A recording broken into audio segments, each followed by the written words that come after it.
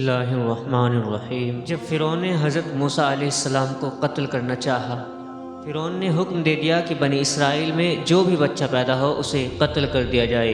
یہ سن کر حضرت موسیٰ علیہ السلام کی امی بہت پریشان ہوئی اور اپنے بچے حضرت موسیٰ علیہ السلام کو ایک لکڑی کے صندوق میں رکھ کر دریا میں بہا دیا۔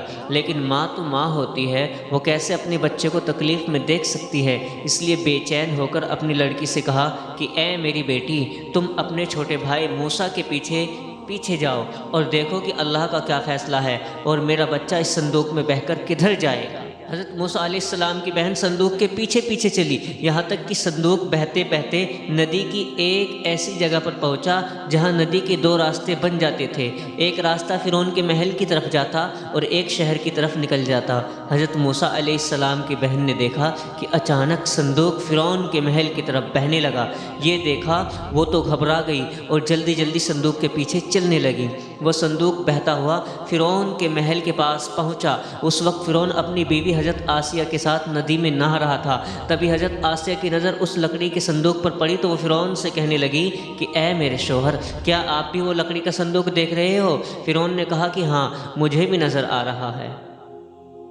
اور فرعون نے حکم دیا کہ وہ صندوق نکال کر لایا جائے۔ ایک نوکر نے جا کر وہ صندوق نکالا اور ندی کے کنارے لا کر رکھ دیا۔ حضرت آسیہ اور فرعون صندوق کے پاس کھڑے تھے۔ فرعون نے حکم دیا کہ اس صندوق کو کھولا جائے، تو جیسے ہی ایک نوکر نے آگے بڑھ کر صندوق کھولا تو اندر ایک بہت ہی خوبصورت بچہ لیٹا مسکرا رہا تھا۔ حضرت آسیہ کی نظر جیسے ہی اس بچے پر پڑی تو اللہ نے حضرت آسیہ کے دل میں اس بچے کی بہت محبت ڈال دی، اور پھر حضرت آسیہ نے تڑپ کر اس بچے کو اٹھا لیا اور اپنے سینے سے چپکا لیا۔ یہ دیکھ فرعون کہنے لگا کہ مجھے لگتا ہے کہ یہ بچہ بنی اسرائیل میں سے کسی کا ہے۔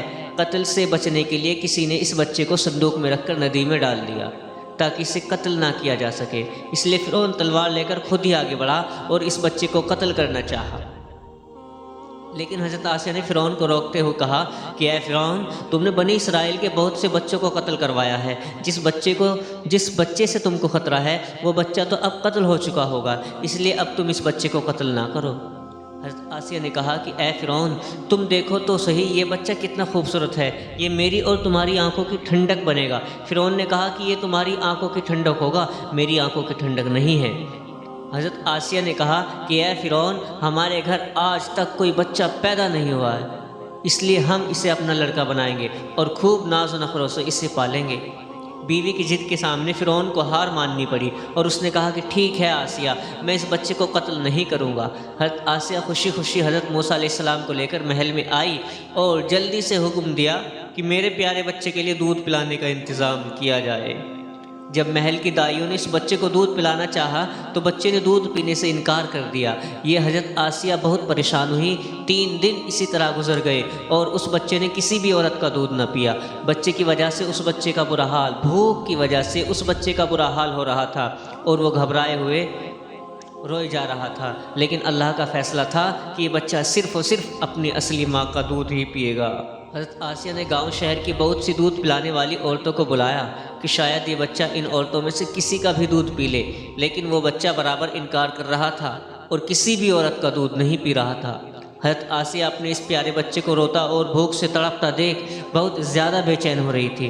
اللہ نے بیوی آسیہ کے دل میں حضرت موسیٰ علیہ السلام کی ایسی محبت ڈال دی تھی کہ انہوں نے بھی 3 دنوں سے کچھ بھی نہ کھایا تھا۔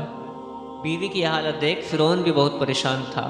حضرت موسیٰ علیہ السلام کی بہن جو صندوق کے پیچھے آئی تھی وہ 3 دنوں سے محل میں ہی تھی اور یہ سارا منظر دیکھ رہی تھی کہ میرا بھائی کسی بھی عورت کا دودھ نہیں پی رہا ہے، تو وہ سمجھ گئی کہ ضرور یہ کوئی اللہ کا فیصلہ ہے۔ اس لیے ان کے دل میں ایک تدبیر آئی اور پھر انہوں نے فرعون سے جا کر کہا کہ اے بادشاہ سلامت، میں شہر میں ایک عورت کو جانتی ہوں، وہ بہت پاکیزہ اور صاف ستھری عورت ہے، مجھے پورا یقین ہے کہ یہ بچہ اس عورت کا دودھ ضرور پیے گا۔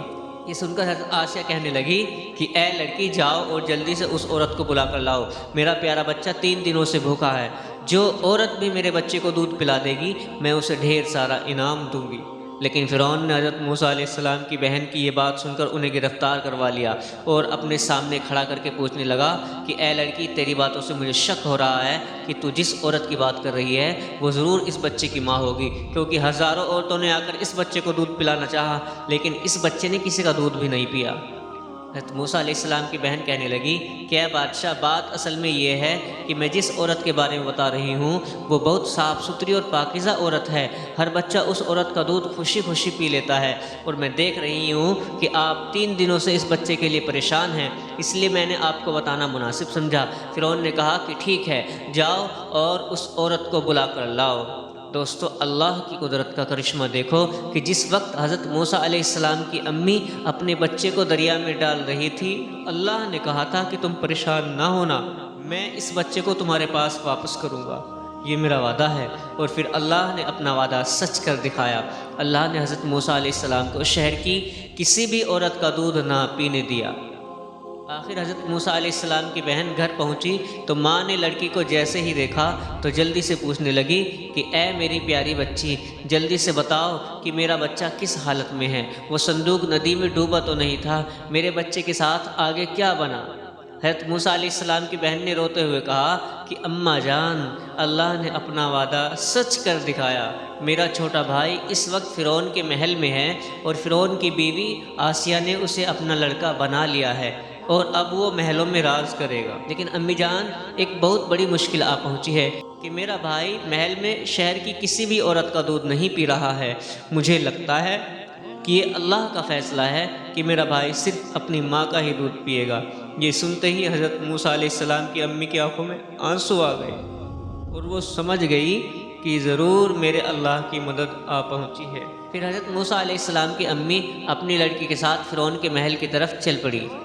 جب وہ محل میں پہنچی تو فرعون کا دربار لگا ہوا تھا اور فرعون پہلے سے طاق میں بیٹھا تھا کہ اگر ذرا بھی شک ہوگا کہ یہ بچہ اس عورت کا لڑکا ہے تو میں اس بچے کے ساتھ اس کی ماں کو بھی قتل کروا دوں گا۔ اور قریب تھا کہ حضرت موسیٰ علیہ السلام کی امی اپنے بچے کو دیکھ کر ہوش کھو بیٹھتی اور لوگوں کے سامنے ظاہر ہو جاتا کہ حقیقت میں یہ بچہ اسی عورت کا لڑکا ہے۔ لیکن اسی وقت اللہ کی طاقت کا ایسا کرشمہ ہوا اور اللہ نے حضرت موسیٰ علیہ السلام کی امی کا دل اتنا مضبوط بنا دیا کہ وہ اپنے بچے کو ایک اجنبی کی نظروں سے دیکھ رہی تھی اور کسی کے سامنے یہ بات ظاہر نہ ہونے پائی کہ یہ بچہ اسی عورت کا لڑکا ہے۔ محل میں پہنچتے ہی حضرت آسیہ نے موسیٰ علیہ السلام کی امی کو اپنے پاس بلایا اور بچے کو دیتے ہوئے کہا کہ دیکھو، یہ میرا پیارا بچہ 3 دنوں سے کچھ بھی نہیں کھا پی رہا ہے، میں نے تمہارے بارے میں سنا ہے کہ شہر کا ہر بچہ تمہارا دودھ خوشی سے پی لیتا ہے، اس لیے میں نے تمہیں بلایا۔ اے عورت، اگر حقیقت میں تم میرے بچے کو دودھ پلا دو گی تو میں تمہیں ڈھیر سارا انعام دوں گی۔